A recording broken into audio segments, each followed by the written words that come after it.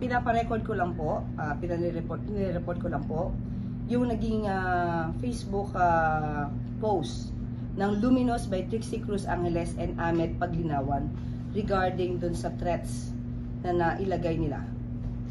Ito yung address sa akin. Sinabi kasi nila na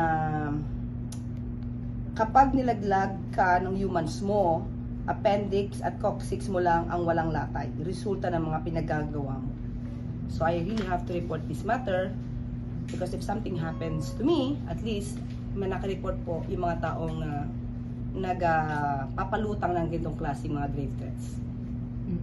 Sa tingin niyo po, ano pong motibo ng taong to? Bakit sila nag-post ng ganito? Kilala niyo po ba sila? Personally, ang kakilala ko lang naman ay si Atty. Trixie Angeles. Pero yung a certain Ahmed, hindi ko siya kilala personally. At nagkataon lang, inaako naman yata nitong si Ahmed Paglinawan yung kanyang post, but it happens kasi na itong Facebook account ay sa kanila pareho nakapangalan. So, I really have to report on this. Anong background possibly behind this post?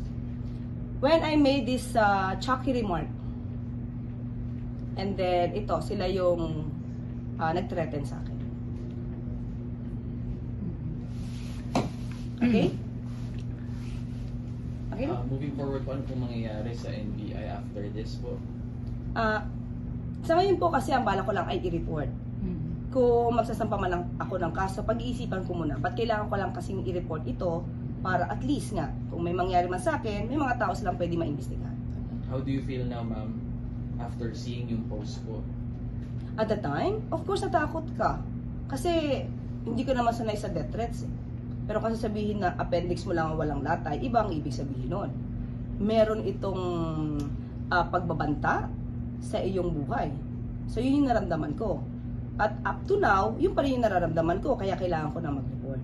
Ma'am, kailan po yung post na yan? January 2. Nandiyan pa rin po ba? O... Nandyan pa rin po. Ma'am, ano po yung mensahe niyo po sa kanila?